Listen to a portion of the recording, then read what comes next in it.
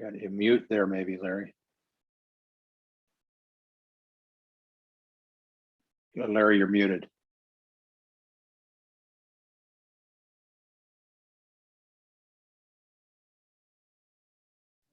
There we go. There we go. Okay, and I see I got this. Wow, that was scary. Get disconnected for a second. Yeah, I think it just canceled everything. Oop. So Sylvia lost Sylvia. I lost one of the audience there. Sylvia's here. She's there? Oh. Yep. Okay. Yeah, she's muted, but she's there. I'm here. There she is. Yes. All right.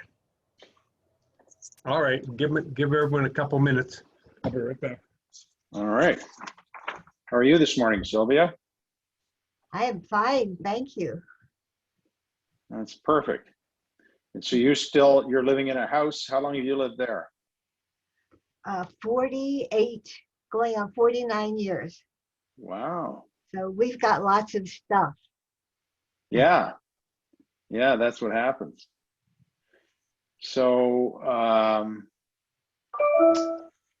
48 years, and you probably got married before you moved in together, I'm guessing. Oh, yes. My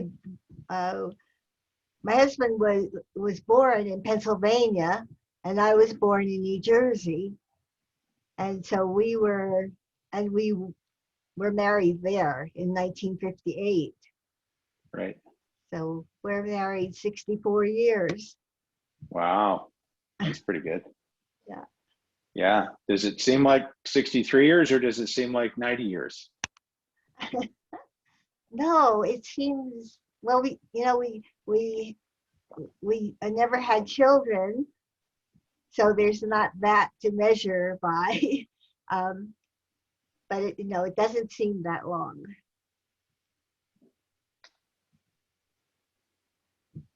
I'm getting you frozen a bit, Sylvia. I don't know if you can still hear me or not, but you're froze on me. There we go. Yes. There we go. Yes, I can hear you. Okay, that's good. Yeah, so you didn't have children, but you've been you started in the East and now you're in Denver. Right. Well, that's good. We're here in Denver by way of Georgia. We lived in Georgia for a while. Okay. Yeah. And what did you do? What was your career path? Well, we worked for Johns Manville. Do you know Okay. Johns Manville Corporation? Yeah, I've heard of it. Yeah. Yeah. So we were transferred to Georgia, and then we were transferred out here. Okay. And you've been there for quite a while now because you've been in that house for. Well, we moved right into this house. Right. It was being built at the time. Holy smokes. Hmm. That's good. Okay, it's looking like Larry's getting able to get things turned on for us here. Yeah, they're coming in here fast. Perfect. People.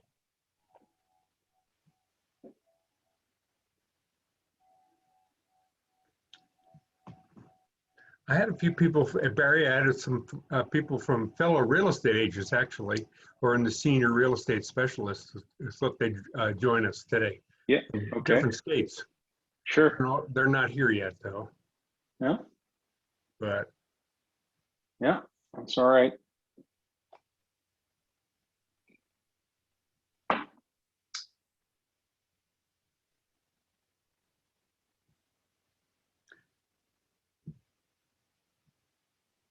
We'll start at 10:05 just to, I don't want to make people wait that are here on time wait too long. But Okay. I got to give the stragglers a little bit of time to get in here. All right, then I'm just going to put myself on mute for a Okay. moment and All take right. a phone call. Okay, good.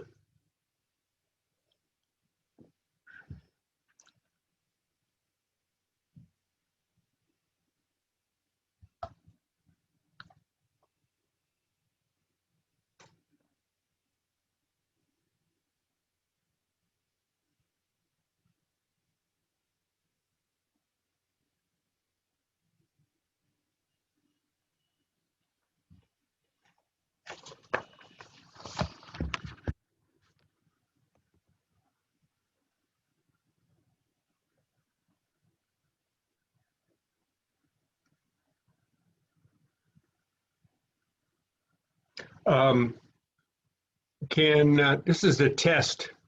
Larry, can you hear me? Put your thumbs up. Okay. Ann? Good. Okay. We'll be getting here, going here in a 1 minute or two.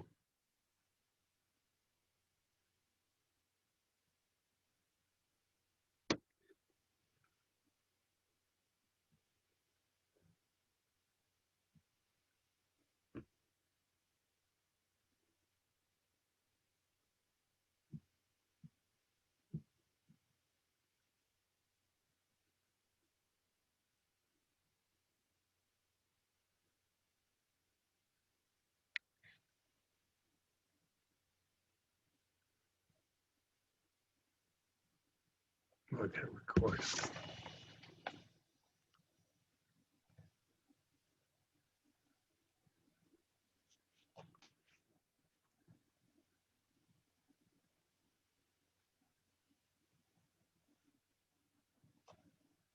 All right, as soon as Barry comes back, we'll get started, folks. He's a busy guy.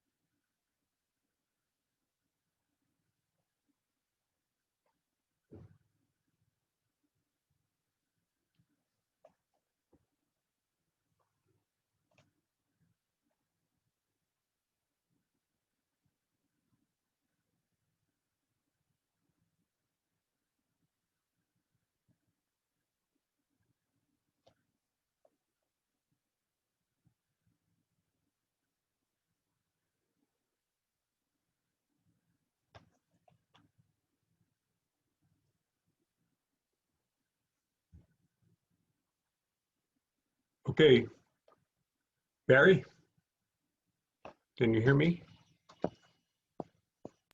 Yep, I can hear you and I'm back. I'm good. All right, we'll get started here. Okay. Good morning, folks, and good afternoon if you're out of the state of Colorado or in the Eastern time zone.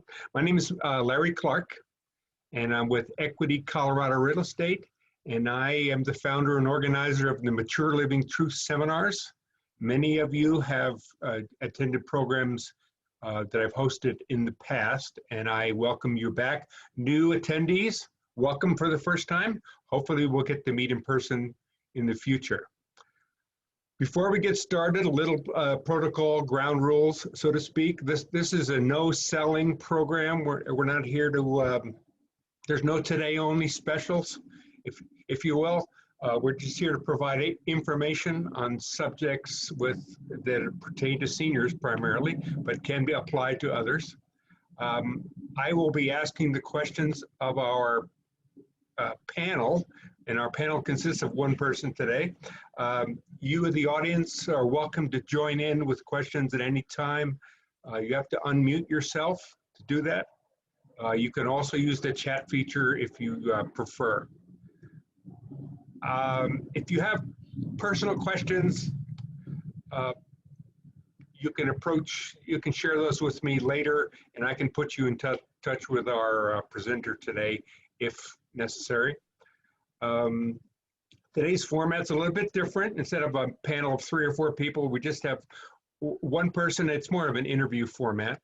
Today's subject matter is a familiar one. No matter how many times I've organized presentations on this subject, it remains an issue that never really goes away. It's always very popular, and I'm glad you're here to get your questions answered.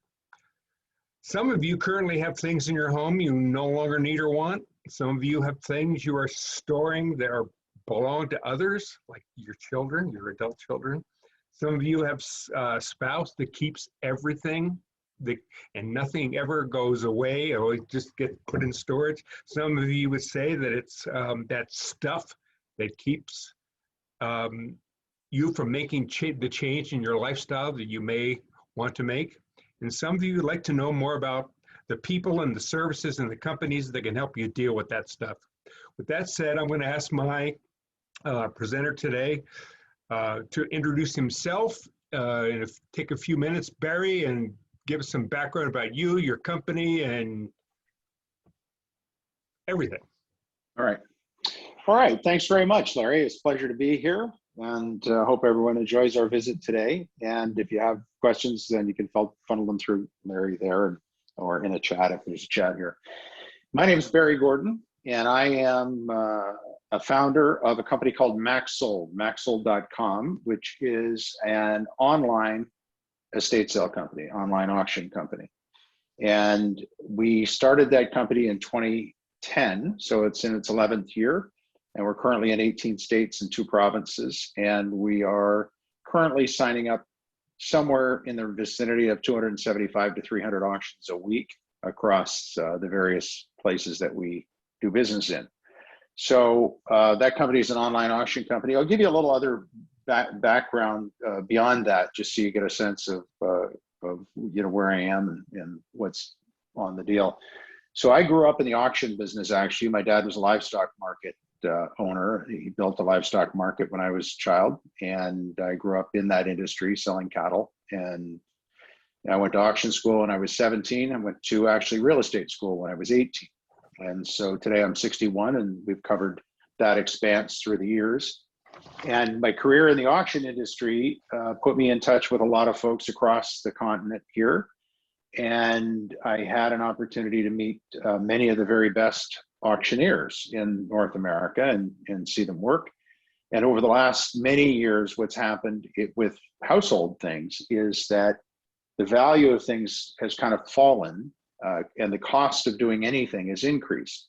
And what's happened by that is that it's left a gap in the household contents market that makes it hard for other previously good solutions to be really available to people. And so we could see this problem occurring, and we wanted to build a solution to it. We wanted to build an auction company that could say yes to everybody. And so that's what we did when we built Maxsold. So it's an event-based online auction company that essentially sells everything you can't keep in your life as a result of a downsize or an estate settlement. And typically you move where you're going to move. You take the things that you want to keep, and you leave the rest of it in the house, hopefully for a period of time before the house closes. And we photograph it and catalog it, sell it, collect the money in tax, and then supervise buyer pickup in a nice organized manner so the stuff goes away. So that's kind of the overall of what Maxsold does in a nutshell. And I'm happy to talk more detail as we go through some of the various aspects. Well, with that said, I read on your website, what's a tag sale? What does that mean? So a tag sale is the same as an estate sale, I guess you'd say. Different people have different names for things, but the tag sale emerged as a result of, I would, in my view, the tag sale / estate sale emerged maybe 25 years ago in response to mostly highly urban centers where there's a lot of density and the need to sell things as a result of people downsizing or selling estates, and the lack of a viable way to sell it from the house otherwise. So what's happened with auctions is 40 years ago, everybody had an auction. The stuff would come out in the lawn, they'd sell all the extra stuff. The auctioneer would call everybody together, 20, 30, 40, 50 sold, and over again until it all went down. Buyers would pay for the stuff, take it, and it would all be gone. At the end of the day, the business was done. And then as the value of things fell generally and the cost of delivering an auction increased, that become a less viable option. So what auctioneers did in many cases is they started into the consignment business, and they'd take contents from Mrs. Jones's house and contents from Mrs. Smith's house, contents from Mrs. Silver's house, and move them all to a consignment place, and they'd have the consignment auction once a week or once a month. And it just made the economies of scale work a little bit better. But what happened was that as time went on, less and less of the things in Mrs. Jones's or Mrs. Smith's house could justifiably make the trip to the consignment center, because the cost of handling the items, packing them up and moving them away, put a negative burden on the economics. So it became a little bit less attractive to a lot of people. And the other thing that happened is when Mrs. Jones was selling the contents of her house on the lawn, the neighbors would all come. And neighbors were often the best buyers for your things. And so the estate sale emerged as a new way of selling the things in your house and capitalizing on the fact that your neighbors may want to buy them, but doing it in a different structure than auction because the auction overheads were too high. So having said all of that, the tag sale operator would typically come to your house, and you would hire them to essentially set the price of every item in the house that you didn't want to sell. And they'd set a price and they'd say, okay, on this vase, I'm going to set $50. And on this, I'm going to put $100 on this sofa and $200 on this chair. And they would price things, and then they'd have an overall strategy. So everything would have a price, and they would say, okay, we're going to start the sale at 8 a.m. on Saturday morning. And from 8 a.m. till noon on Saturday morning, we're going to have this pricing. And then from noon till 5 o'clock, we're going to reduce everything by 20%. And then on Sunday morning, we're going to start again at 8 o'clock, and we're going to reduce everything by 30%. And then for afternoon on Sunday, we're going to reduce everything by 60%. And then maybe at the end of it, we're going to have a bulk buyer come and try to buy all the rest of the stuff. So the tag sale essentially is the same as an estate sale. The nuance might be that estate sale is a little fancier spin on it, but essentially it's the same idea. It's hiring someone to price and manage the sale of things from your house to the general public. Okay. And I'm assuming that the term yard sale is when you do it yourself. Garage sale, Yeah, you do it yourself. yeah. So the connotation is yard sale is often a recurring feature. There are people that have a yard sale every weekend. Yeah. And sometimes a yard sale is just a stopgap to clear a bit of stuff. But yeah, it's typically more finite. Sometimes it's more regular, and it's typically not to address an entire household or a whole half of a household. When a lot of us go to downsize, we're moving from a house that we've been in for 20, 30, 40, 50 years, and we're moving to an apartment or a rented accommodation, or maybe even a seniors community. And the amount of square feet we're going to is typically much less than the square footage of where we came from. And so we often have 30, 40, 50, 80% of all the things that we used to live with that we don't need to keep anymore. So it can be a reasonable volume of goods. Sometimes we're dealing with estates that have a lot. Okay. So how does an online tag sale or estate sale work? So there's actually two nuances there. I have heard of an actual online tag sale. So, and that might be where someone tries to virtually do that pricing event. I'm not aware of people that are doing it regularly at the moment, but there no doubt would be. Online auction, online estate sale in terms of what Maxsold and the company we founded does. What it really is, some call it an estate sale, some call it an online auction. The key is that it was built to be a live auction replacement. So what are the features that a live auction accomplished 30 years ago when they came to your house and pulled everything out of the lawn? Well, it was a finite event. It was only your stuff. The stuff sold from your house. At the end of the event, it was done and it was over. Virtually everything sold, and everything was paid for in short order and gone. And the reporting was transparent and tight. So it was safe, transparent, finite, sold a lot of things, sold almost everything or everything, and it was done from your house. So that's what a live auction was. And so this online replacement that we've built, maxsold.com, emulates that exactly. So it's our crew goes to the house, they photograph and catalog every item, we upload them to the internet, and only your items are in your sale. Buyers come to your event, they bid in your event, they register for your event, and they bid for the period of time that is prescribed. So in an online auction at Maxsold, instead of the auction being Saturday at 9 o'clock and it ends when the stuff's all done at 2 o'clock, it might run for a few days or it might run for a week. So let's say it starts on a Thursday and it ends the following Tuesday night. at 7 p.m., buyers all know that the auction ends at this particular time and that the pickup obligation is to go to that house, wherever those goods were, and pick it up sometime through the day on Thursday, let's say, from 8 a.m. to 5 p.m., and at a time to be determined. And then they bid on things with that knowledge. So they're bidding on things knowing that if they win the bid, they're going to pick it up in a couple of days, and the money's going to be collected online. The other thing that the online auction does is it emulates an auctioneer going once, going twice, sold. And in that going once, going twice, that's like the last 2 minutes of bidding on every bid, every item.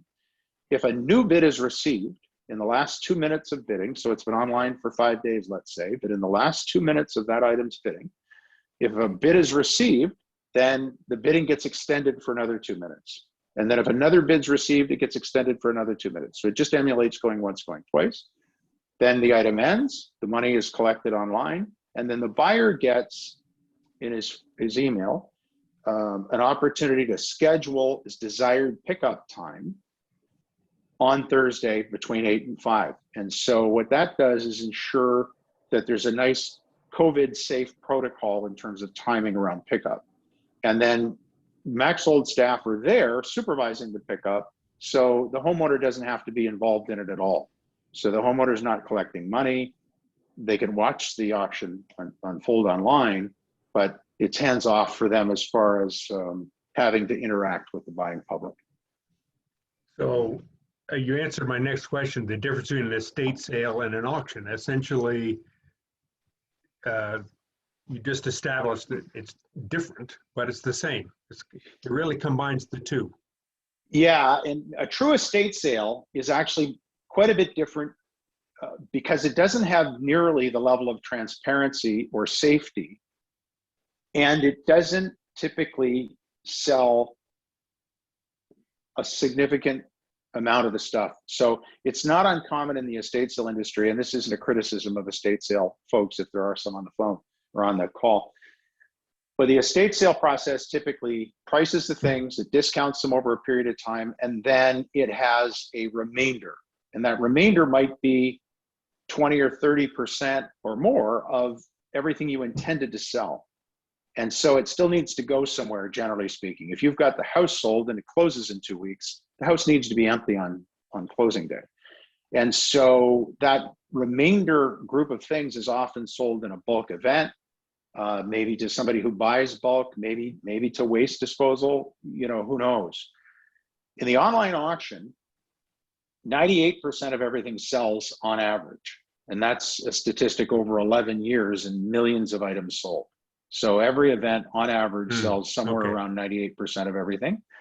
And it gets picked up and goes away, and the commerce is all online. So it's bulletproof. So what I mean by that is that it's transparent all the way through. So any senior can rely on the fact that an item will be sold in a transparent manner. It'll be sold in a safe manner because it's arm's length from them. That the accounting is tight, that if there's taxes to be collected, those taxes are collected and submitted. There's no cash on site. There's no spillage of funds. It's a very, very tight event all the way through and completely transparent. Okay. So we've covered the services your company offers. Now, what details about the process should we be aware of? How do you customize your services for the customer? So let's put that in the context of somebody downsizing, because I think that's the folks that we're talking to today. So in the context of downsizing, first and foremost, it's important to look at yourself and say, what do I want in the process? And we think most people want the lowest stress process that they can get. They want to have their health as the most important part of the transaction, which Larry believes in, I know, and certainly we believe in as well. And for most people, the way to accomplish one of the pieces on that road is to move before you sell your house. So not all folks can do this economically, and some retirement communities or rental options have kind of buy-in thresholds that are going to require some of your capital. But wherever possible, if you're moving to a place that's rented and you're moving from a place that's owned, and the place that you owned has either all or high equity, in other words, you have little or no debt against it, then generally speaking, you don't need to take all of that capital out the day you move. And so therefore, it's typically less stressful to plan your move first, get your things that you need to keep in your life that are most important to you moved with you. And then looking back at the house with all of the things you've decided not to take, if you've got relatives, friends, et cetera, that get a few things, that's fine, let them get them. And then just sell everything else that's left. So in a scene like that, Maxsold, as an example, an online auction, would come in and photograph and catalog the things. And it's pretty efficient because they're not going to be confused by things that are not for sale, subject to maybe some things that are going to be included with the property when it's sold. It might be a built-in appliance or something that the real estate's going to keep together with the place. But essentially, it's easy to see which things are for sale or need to be sold because that's what remains in the house. So it's no confusion. It's much more efficient. Some people have too much stuff to easily organize it for photographing and cataloging in the square footage that they have available. So in other words, some folks are high in density in the amount of volume right. things they have. Yeah. And so in a case like that, it may be necessary for someone to pare it down a little bit first, maybe take a bit of stuff to charity or a bit of stuff to waste. We're big believers in selling everything that you can sell, keeping the environment as green as we can. However, there are situations where some stuff just needs to go as a bit of a relief valve to make a bit more room for the things that are left and sell those. On the other hand, if your density is average and you keep 20% of the stuff to go to your new place, then selling the rest of the stuff from your house is probably okay. It's probably straightforward and everything can sell. And in that context, I can tell you, we sell things as fancy as gold coins and coin collections and cars and boats, down to the extra soap in the laundry room that you hadn't used yet for this washing machine. And there might be a cupboard over top of your laundry that's got 7 or 8 bottles, half-filled bottles of softener and soap and rags and various things. And I mean, we just put a sticker on it and call it lot number 7 or whatever it is and sell it. If somebody pays $1 for it and then they come and pick it up and take it away, then that's one less thing goes in the landfill and it's found another use. Okay. So here's a big question that folks have. They want to know how much their stuff is worth. Yeah. I mean, so how does someone determine how much is my silver worth? That's the big question. Yeah. So I'm going to preface this by telling you, I may have sold more items than anybody you'll ever meet because of the online auction process. Now we sell over 1 million items a year. And I've been in the business for more than 40 years. I taught appraisal for 25 years. And so we've seen a lot. And what I see more than anything else are households with the various mix of things that are in them. And we've seen some pretty interesting things over the years as well. Most people, when they go to downsize or they're settling an estate, after they've kept the things they're going to keep for themselves in their own life, the value of those things is somewhere between $3,000 and $10,000. The average person is going to circle around 5,000, and what's going to change the difference one way or the other is if they had a car that they were including in the sale, they had a ride-on lawnmower that was going to be included in the sale, a boat, like some bigger items. Folks with just a household, even if it's got a bit of sterling in it and some china, bone china, and things like that, and the average mix of things, $4,000, $5,000, $6,000, $7,000, $8,000 worth of stuff in total. And in general, it's worth what people will pay for it. So when you inherit a Van Gogh from your great aunt and it's worth $9 million, you're going to call Sotheby's or somebody and you're going to ask them what they can sell it for. And they'll say, we think we can get you X millions of dollars for it. And then they'll say, we're going to sell it with a reserve bid. Reserve is going to be 15% less than the estimate that we think we're going to get for it. And then you agree to the terms if you agree, and then you put it in the sale and you sell it. So in that context, money is the big thing. There's some fun in it, but there's a big ticket item, and you're gonna live or die by what happens to that thing. Your heirs are going to inherit based on what you did with that thing when you consigned that thing to that sale. But that is an entirely different thing that's happening when you're clearing your house. When you're clearing your house, what's the average house in Denver sell for, Larry? Well, we're over $500,000 US, 526 actually. 526. Okay, so $526,000 is the average price. Okay, so the key here is that you want to get all of what's coming to you for that $500,000 house. That's the big financial transaction. The stuff inside your house is a distraction and an obstacle, and it stands in the way of that house being empty on the day you need to close it. Yeah. And it may inhibit a buyer experience if it's still in there when buyers are coming through. So really what you need to do is look at the lens of how do I deal with this stuff in a way that's fair to me as the owner? How do I treat myself fairly with what's coming to me for my contents, and make sure that they don't get in the way of the really big economic issues? And then flip back to what I said earlier, which is stuff is worth what people will pay for it.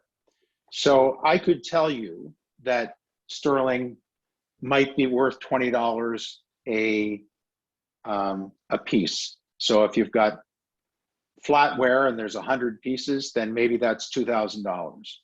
But thinking too hard about those things like that is kind of a distraction, because the other truth is this: if you got a set of sterling flatware and you sell it to a dealer because you can, and you save commission, and then you sell the rest of the stuff in your house that doesn't have the sterling in it now, even though you needed to sell it, that means that the sterling can't help bring buyers into your auction event.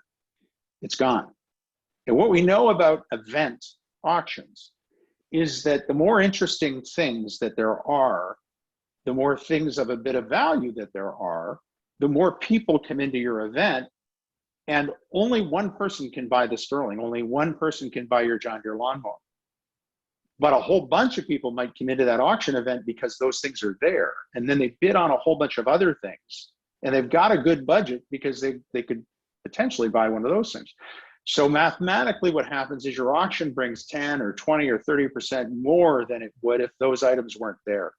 So what we say to people is always keep the stuff that's most important in your life. When you go to downsize, if it's important, it's an heirloom, then keep it. If you've got room for it and you love it, keep it. If you don't have room for it and you love it, maybe somebody else in the family can keep it. But if you love it and you can't keep it, and no one else can keep it, then it's for sale. And when you sell it, if you leave it in your auction event, the auction will treat you more fair than trying to fragment it. And the other thing it does is if you send a signal to the marketplace that all of my stuff is going to happen in this event, then you avoid all the calls from people that are bugging you. You know, your neighbor who wants to buy your snowblower, you know, I've been watching you buy that snowblower, and you start talking to him about selling it, and you find out that the neighbor on the other side wants it too. So now you're in a bit of a bind, like, who do I sell it to? Both of these folks have been nice to me. The easy way is to just say, look, guys, there's a nice, easy, transparent process. It's self-service. You know, I want you both to have it. You decide who gets it most, you know, by bidding on it, and just walk away. So that's a roundabout way to get to the value question, but I hope that there's some meaning in that for you. Okay, so in my mind, how much control does the owner of the goods have? Do they choose the prices, or do you set the price? Perfect question. Can they remove things from the sale once it starts? I mean, just things running through my mind. Yep. Again, back to the distractions. Okay. So the short answers are, if you put it in an online auction with our company, then it's going to sell unreserved to the highest bidder regardless of price. What we know is that communities of competitors attract and buyers keep each other honest by bidding what they think they would bid and use, and that drives up the next guy. The beauty about the process is nobody can strategize together because bidders can't tell who else is bidding, right? If you go to a live auction, for some that may be sophisticated in the live auction world and have seen live auctions in their time, if you go to a live auction, there's a bunch of people standing around and they're all thinking about this John Deere lawnmower. They're looking at each other and they're looking at the lawnmower and they're trying to decide, how much interested are you? How much interested are you? And I mean, it's conceivable that a person says, well, listen, I'm going to bid on the lawnmower. If you don't bid on the lawnmower against me, I won't bid on the snowblower against you. And so, these kinds of games can take place. And in an online auction, it's all blind. So people can see what the next bid is, but they don't know who they're bidding against. Mm-hmm. So people can't work to make it non-competitive. So it's a nice competitive environment. It's transparent. It's easier to promote and tell your friends. The best control that anyone can have and influence on an auction, an online auction, is to tell their friends, make sure their friends know. For the folks that are on Facebook and have family members that are on Facebook and different social media pieces, pass the word. Get every bidder in the game as you can possibly get in. That's the best way to attract as much competition as you can. The reason we don't accept reserve bids are twofold. First and foremost, it keeps you focused as a seller on the end game, which is that house needs to be empty so I can get my $500,000. I don't want to be distracted by trying to think about whether I should have $400 reserve bid or a $500 reserve bid on my snowblower. I don't want any of that to get in the way of the fact that I got to get my $500,000 coupon when this whole thing's closed. Some of the big examples are a piano, pool table, dining room set. Lots of folks have a piano that they love and has been great for them over the years. And they say, well, I've met piano, it's, et cetera, and it's worth a lot of money. Probably not. We've sold a few pianos for a reasonable amount of money, but we've sold lots of them for $1 and some of them didn't sell. Pool tables, dining room sets. There's all kinds of folks that can say, listen, I spent $10,000 in this dining room set in 1983. So, I know that's valuable because we saved for 10 years to buy that dining room set. So I know it's worth a lot of money, but at the end of the day, it's worth what somebody will pay for it. And if you don't sell it in your auction, chances are it's still in the house. And that means that you need to spend money doing something with that thing so that the house can be empty so you can get your $500,000 from Larry on closing. So we sell unreserved for that reason. The other reason we sell unreserved is that we want to send a signal to the buying public that this auction is worth your time and we're going to treat you fairly as well. So we work for sellers. Our process was built for sellers uniquely, and I can talk more about that as well. But it's uniquely built for sellers, and particularly sellers that might otherwise be vulnerable, older people as an example, or estates, to get them a mechanism that delivers the things they need in a finite way, in a fair way. But to buyers, we also owe them an obligation. And the obligation we owe buyers is that if they start bidding on your sterling in your auction, and your auction has 200 things in it, and while they're there, they decide, you know what, I'm also going to bid on the Crown Derby China, and I'm going to bid on that great big sofa because my son needs one for his cottage, and I'm going to bid on that big lawn tool out there because I need one of those for my friend. And then later on in the bidding, they find that the sterling disappears from the auction because the seller withdrew it. Well, now the buyer's looking and he's saying, well, wait a second. I was counting on buying that sterling silver. That's the reason I was going to go on Thursday at noon to pick everything up. I'm coming from 100 miles away. Now you want me to come 100 miles. You're not going to let me buy the thing that you offered me, but I got to take these things now that I just kind of was buying because it was in the truth. So we don't allow that to happen. So everything sells unreserved to the highest bidder regardless of price. At the same time, everyone should keep the things they love and the things they have room for. And another feature of our process is that we can catalog everything in the sale, and then we can let you look at the online catalog and do final sign off before the auction starts. So as an example, the auction gets cataloged in your house in Denver. The auction, you get the online catalog, and the auction isn't going to start for a couple of days because you've said, listen, I don't want to start it for a couple of days. And in the meantime, you share the catalog with your niece in California. And she looks and she says, hey, Grandma, I would just love to have that Royal Dalton figurine, you know, because when I was growing up and I was over to your house, I always loved that, and I wish I could keep that. You can say, okay, well then we'll just pull that out of the catalog before the auction starts. And then once it starts, now we've got the obligation to the buying public. But there's a nice, easy proofing mechanism that's actually pretty valuable for people. Okay, great. Great. Okay, I want to give you 3 hypothetical scenarios, and you can comment on each. I have John and Serena. They don't plan to move in the near future, but they realize they may have to years from now. What can they do to prepare for the future move? So we get this question in real life a lot. And what I ask people first and foremost is the extra stuff that's in your house that you know you don't need to keep, is it a problem for you in your house right now? So in other words, is it over congesting your life? Is it making your house unsafe? Is it bugging at your anxiety? And if the answer to that is no, then the most cost efficient way to handle that is whenever you get ready to downsize, do it all in one sweep. Because the most efficient scenario is building those events around your actual move time.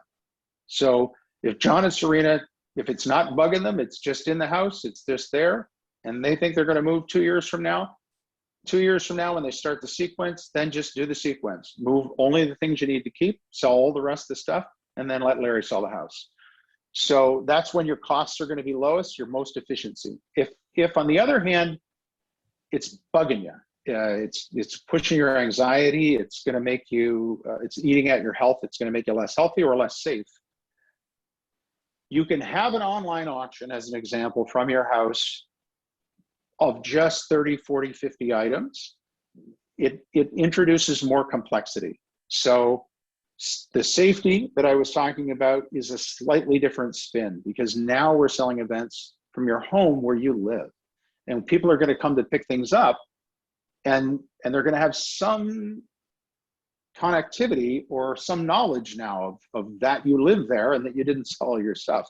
I mean, it creates a different level of things. So if you've got 3 things, 5 things, 10 things that are in your way that you feel like you need to get rid of now because they're bugging you, there are ways to sell those, and Maxsold isn't the best fit for that. So they might be, try to find an antiques dealer that might buy them, and there might be a consignment shop in your area where you can send them that would take them. Maybe a Facebook marketplace kind of thing. Maybe you've got a niece or a granddaughter that can sell them one at a time. So those are ways that John and Serena might proceed if that was the case, but our option wouldn't be the right option for them. Okay, good. All right, the same couple, John and Serena, have decided to move to the Cherry Creek Retirement Village. That's here in Denver. Within the next 90 days, they've signed a lease. They currently live in a multi-level 2,500 square foot house, and her new apartment is only 950 square feet. What does she need to do to accomplish this move? So our advice would always be work with a professional move manager. There are move managers that Larry's aware of there in the Denver area. And a move manager is something that didn't exist 30 years ago. So for all the previous times you moved, when you were 20, 30, 40, 50, and 60, you were your own de facto project manager. That's kind of the gap you filled. And you figured out your move. You figured out what you were going to keep, what you were going to leave, what you were going to do with the rest of the stuff. And often you're moving from one house to another that's maybe even bigger than the one you're in. So you're probably keeping most or all your stuff. When you're 85, or any number you decide, and you're making the big downsize from 30 years in this house, 20 years from this house more, to something substantially smaller, there's this new thing that's emerged in the marketplace called a professional move manager, senior move manager. And there are folks that kind of take on a surrogate role or a concierge role for you, and they figure out your move for you. So that person would sit down and talk to you about typically they would sit down with a floor plan of the suite you chose at the Cherry Hill, talk to you about the things in your house that you feel like you'd like to take, draw them on a floor plan so that you can both see what's going to fit. And then they would plan your move. They would book the truck, the elevators, the men, and they would coordinate events for you to get the things moved there.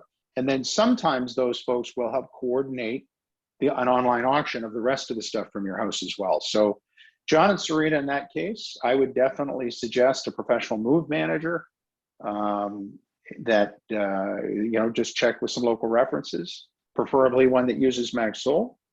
Okay. But get your move made. That's a big stress reliever. These days, you don't need to make all those decisions yourself. A move manager's cost is an easy cost within the context that you've already agreed that you're going to pay a pretty substantial amount of money per month to Cherry Hill, and you're pulling out a substantial piece of equity out of the house that you're going into. So the cost of a move manager is not a crazy line item in that context, and they give you a whole lot of your health back by helping you sort through things and really make good decisions. Okay. All right, the same couple, John and Serena. Serena is being treated in the local rehab for injuries sustained in a fall. The case manager tells John, for her own safety, Serena cannot go home and they must find a safer one-level living arrangements. What options do you think John and Serena have at this time? Where is Serena at this moment? Well, she's in the hospital, and she's been told that for her own safety, she can't come home. Yeah. All right. So we have this situation on a regular basis. So many of the assisted living communities, many of the retirement communities have a continuum of care. Many of them have completely independent living, and then they've got more supported living, more assisted living, and on as it goes down. Many of those communities have what we call respite rooms that are completely furnished, but they're really meant for acute care, which is somebody that needs to be ideally discharged from the hospital. They need regular professional help, but they're not critically ill. Their life isn't really at risk, but they need those supports. So it may be a good idea to get moved to a respite place first, and maybe there's a respite place that also has the future room that John and Serena are going to move into once she gets her strength back.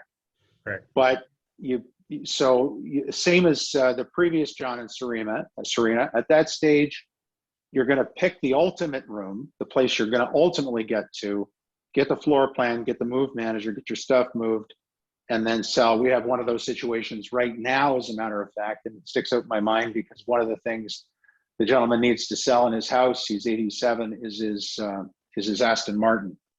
He has an Aston Martin convertible that's 20 years old, but low mileage, kept inside, baby. And so he's decided he's not going to be driving that anymore. He might, but he's decided he's going to sell that and everything else in his house that he can't keep, and that's it. Okay. Well, let's talk about fear. The older we get, the more we resist change. Seems to be a given. Let's state it in another way. Resistance is really fear of the unknown. From your experience, can you give us some advice on how to overcome fear and when it comes to creating a new lifestyle? Yeah, I think I can speak to this one. I'll also just make a personal comment. I feel like men are often more entrenched in the familiar than the wives, than the women. And that may not be fair in all cases, but I know, speaking for myself, I think I'm having a harder time, with the decision to leave my place than my wife is going to. But anyway, it is true. So we think another word that we equate with fear in this context is overwhelmed. And I say that predictability is the cure for overwhelmed. So the reason that we're overwhelmed is that things get harder. There's a terrific TED Talk Anybody wants to write this down, there's a terrific TED Talk entitled The Paradox of Choice. And the speaker is a guy named Barry Schwartz. And he's a University of Southern California prof. And it's a, like they are on TED, they're 20 minutes or 18 minutes or something. And he talks about the paradox of choice. And what he says is that we've never lived in a society where we have more choices. And at the same time, we've never lived in a society where we actually make less choices. And so the fact that there are more options pushes us to not choose anything. And he talks about some crazy examples that would just blow you away. And I'll use one. You can get the more accurate version from him. But at a high level, there's a university pension fund that you sign up for. And 30 years ago, there were two different options. Your money could go into this investment or that investment, and everybody signed up. And then lately, there's like 5,000 different places you can choose to put your money. And as a result, a significant percentage of the people don't sign up for anything. So it's free money. They just have to decide if they want an investment A, B, C, D, E, F, or G. And there's reluctance to choose any because it's a choice, right? And so this paradox gets worse as we age. So everything in our lives is, generally speaking, a little more confusing today than it was 5 years ago. For me, for everybody. And every year we get 1 year older. So the demographic guys tell us that. So every year we get 1 year older, except the alternative, and the alternative isn't as good as that. But every year we get 1 year older. And every year things get just a little bit more complex. And when you're moving, it's supposed to be one of the most stressful times in your life. If you're moving and you're 85 and you've been in your house for 30 years, now the stress is times 10. Because you're 85 and not 35, the stress is times 10 again. So there's a whole lot of complexity that overwhelm and can keep you paralyzed. We tell people, if you're thinking about moving to an apartment building, a retirement community, or smaller house, try to think about if that's exactly where you want to go, and that's the new lifestyle that you want, that you will enjoy the things that are there. And there's a lot of enjoyment and fun in retirement community options these days. There's a lot of fun, and there's a lot of less burden. You don't have to pay the guy to cut the lawn, the guy to plow the snow, the guy to clean the eaves. You don't need to do, you don't need to worry about the furnace or the air conditioning or whatever. It's just a whole lot simpler and a whole lot more opportunity for you to engage the things you're going to have fun at. You can join the bridge club, you can join the swimming club, you can join, the library club, you can do whatever, you can take some university courses. So moving on to that lifestyle, if you've decided that's what you want to do, then the easiest way to get unhooked from all this is back to that professional option. It's to deal first and foremost with the fewest amount of people that you can. So one of the hangups that we get into, think about this complexity thing. You already got 35 years worth of stuff. You're already trying to go from 3,000 feet to 900. You feel like that's the right place to go. What are the layers of complexity? Well, there's my daughter in California. She's got something to say about this.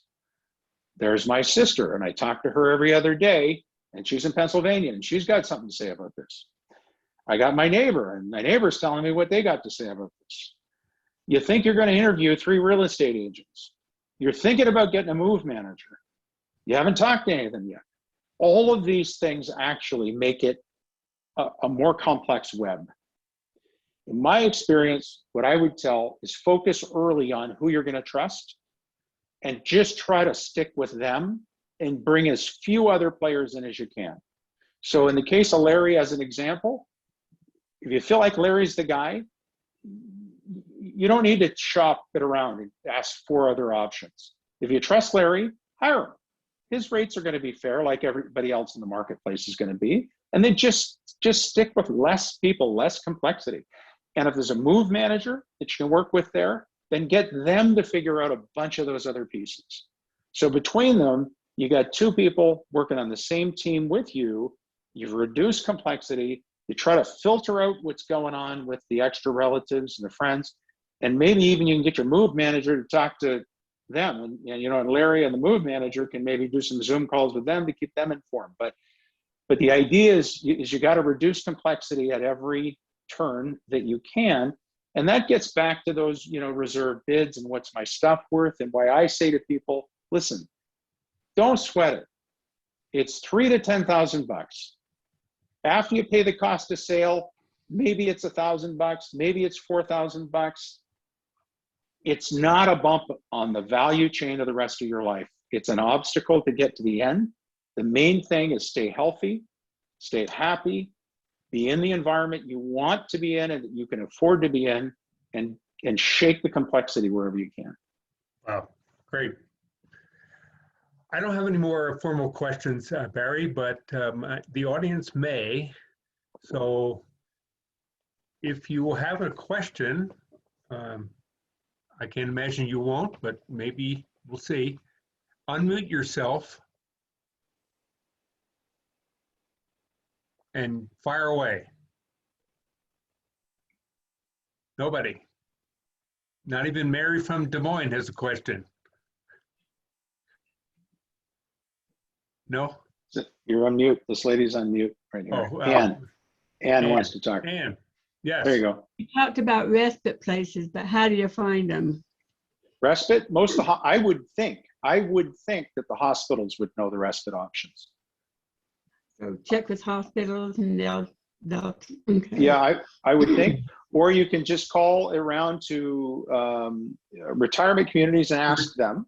Retirement communities typically have respite apartments that they rent out on a short-term basis. Sometimes their family members are visiting from out of town, but many times it's a future resident who is looking for a temporary convalescence, period. Yeah, and that may be an option as well, Anne, for there are many times where a couple lives together. One of the couples needs a fair amount of care. The other one is providing the care, but is really at their limit. And they're wearing themselves out and putting their own health at significant risk through the care, and they just need a break.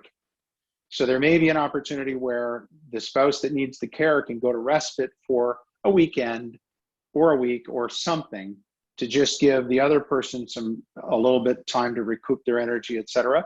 And of course, any math around that in terms of how much time. Okay. Larry, Mary. it's Mary. I knew you How are had you? a question. Actually, I don't have a question. It was I've been driving and listening, and it's just been an excellent presentation. I wish I had been able to take notes because there were just some really, really excellent points that I just would love to have jotted down. But I think your last comments about the tiers of complexity is a great way to put that, because it isn't just the move, but when you talk about the tiers of complexity, I thought was just a great eye-opener to help people realize that it isn't just moving. Excellent presentation. Thank you so much. Thanks very much, Mary. Larry did record this session, so maybe there's an opportunity for you to get that. And at the risk of, Larry told me earlier, I heard everybody say that this isn't designed to sell anything, and that's true. But I will make you aware that I wrote a book called Avoiding Chaos that I could forward the link to Larry. Well, it's in my email signature anyway, that Larry could make available to anyone who's interested as well. It's not too long, but it talks about complexity among other things. Okay. All right, Barry, I don't see any other questions coming in. So, folks, that concludes our program today. If you have any questions after the presentation, you can contact me. My phone number is in the chat if you don't know it. And any questions for Barry Gordon, I can forward to him if necessary.